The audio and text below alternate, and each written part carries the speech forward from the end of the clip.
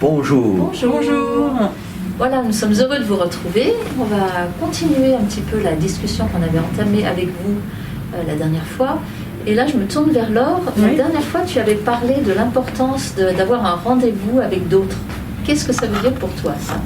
Je trouve qu'avoir un rendez-vous, c'est déjà quelque chose qui est agréable en soi. Ça veut dire que quelqu'un m'attend. Et il y a plusieurs contextes dans lesquels on peut avoir un rendez-vous. Je sais pas, par exemple la famille. Quand j'ai un rendez-vous avec ma famille, je sais que je vais passer un bon moment. Ou personnellement, je suis engagée dans une association. Donc quand j'ai rendez-vous avec les bénévoles de l'association, je sais qu'on va travailler avec quelque chose de bon pour le bien commun, pour moi aussi, pour d'autres.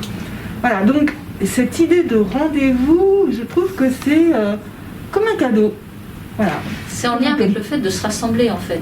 On a rendez-vous à plusieurs, on se rassemble. Exactement. Et on est heureux de se rassembler. Je vais être en lien avec d'autres dans une visée commune. Tiens, visée. Oui.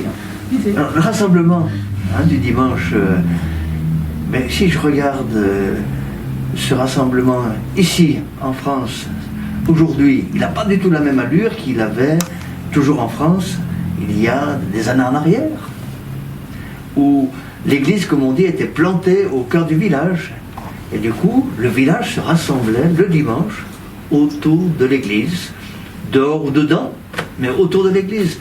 Si je regarde aujourd'hui, l'église, elle n'est plus du tout au cœur du village. Pas toujours. Et puis si j'ouvre un peu les horizons, je pense en Bolivie où j'ai été, eh bien, comme les espaces sont grands, les villages peuvent être à des heures de marche. Eh bien, c'est sûr qu'il n'y a pas la messe dans le village. Mais est-ce que le village, les chrétiens vont se réunir régulièrement le dimanche, se rassembler? Oui. Oui. Et oui. Et ça va être important pour eux de ne pas être des gens qui s'ignorent, qui restent chacun chez soi, mais le dimanche, des gens qui se rassemblent. Mais ils se rassemblent sous quelle forme? Alors, la première forme, eh bien, c'est d'être ensemble dans la maison commune, pas l'église, mais la maison commune ou communale, des fois l'église.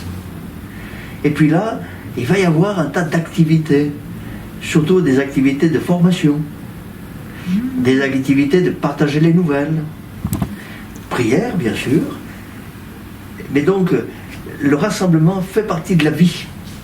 Oui, sur un plan humain, on a besoin de se rassembler, on a besoin d'être ensemble, je pense. Et donc alors, ça répond à ce besoin. Ce besoin que tu dis, je crois qu'on le vit en ce moment où on ne peut pas se rassembler.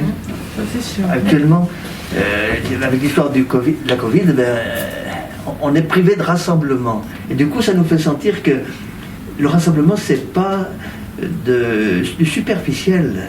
D'être les uns avec les autres pour vivre quelque chose, ça nous fait vivre. Vous nous manquez. C'est votre manière de dire que vous nous manquez et on se manque les uns les autres, très fort.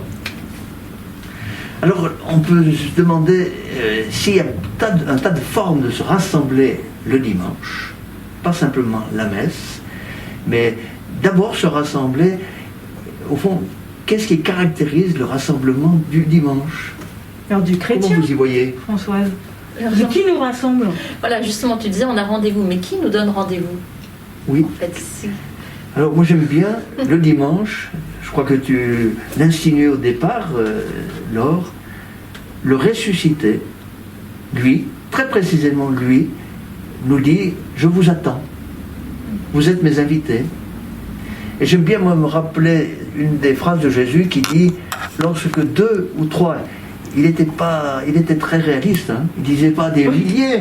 « Lorsque 2 ou 3 se réunissent en mon nom, je suis présent ». Et je trouve qu'il nous dit quelque chose là qui me parle. Grande humilité. C'est réaliste. Et puis c'est en même temps ouvert. Je suis là. Il n'y a pas besoin qu'il y ait des milliers de personnes. Je suis là. Et le cœur du rassemblement du dimanche, à mes yeux, quelle que soit sa forme, que ce soit en 2020, que ce soit il y a des siècles en arrière, que ce soit dans un pays ou un autre, que ce soit dans un lieu reculé ou en pleine ville, c'est le cœur du rassemblement. du dimanche. Et je trouve, Françoise, que, enfin, je sais pas ce que tu en penses, mais dans notre communauté, notre rassemblement, il a une coloration et une dynamique tellement spécifique. Je sais pas, avant d'arriver à Annemasse et donc à la paroisse de Saint-Benoît, tu avais déjà expérimenté une telle richesse d'une assemblée si diverse? Alors un peu, parce que moi j'étais en région parisienne, donc c'était aussi assez varié, je dois dire. Mais c'est vrai que c'est ce qui est enrichissant, c'est qu'on rencontre plein de gens qu'on n'a pas forcément l'occasion de croiser sinon dans notre vie professionnelle. Et justement, c'est ça qui est chouette, de se retrouver ensemble. En même temps, il y a bien l'autre facette, c'est qu'on peut se croiser, comme tu dis, mais peut-être qu'on ne se connaît pas, qu'on reste des étrangers les uns pour les autres, même si on a prié ensemble. Du coup, je trouve que c'est un vrai défi pour les chrétiens aujourd'hui de se rassembler en prenant le temps de se connaître, d'échanger et de faire un pas les uns vers les autres. Oui, parce que c'est vrai que souvent on a tendance à parler avec les gens qu'on connaît déjà, on est content de se retrouver. Et je pense que pour des personnes qui débarquent dans notre communauté, c'est pas forcément évident. C'est vrai qu'il faut être attentif à parler avec ceux qu'on ne connaît pas, comme tu nous y invites de temps en temps, mais c'est vrai que c'est une attention à avoir. Mais dans les dimanches de Saint-Benoît, je ne sais pas si vous vous souvenez, mais on avait expérimenté ces petits groupes de parole qu'on appelait frat, ou partage de la parole, et là c'était le hasard du banc qui faisait qu'on était ensemble, et vraiment, moi j'ai le souvenir d'avoir vécu des moments très profond, d'échanges respectueux, très à l'écoute, avec des personnes que je ne connaissais absolument pas. Et des liens fraternels s'étaient tissés en l'espace de quelques secondes, en invoquant l'Esprit Saint.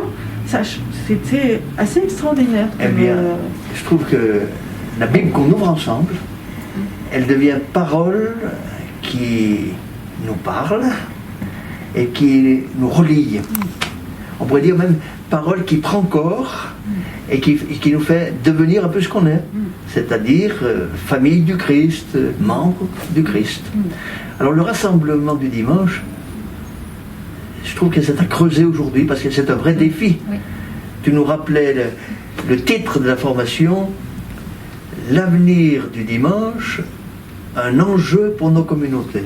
C'est ça. Moi je dirais un cadeau, un enjeu et un cadeau. Et un cadeau. Donc, à découvrir. À découvrir. Et puis c'est vrai qu'en ce moment, avec le confinement, la messe c'est plutôt à la télé, mais réfléchissez bien et vous verrez comme c'est important après de se retrouver en vrai. Oui. Tous ensemble. Alors, c'est ce que nous nous souhaitons. Voilà. Merci Odette.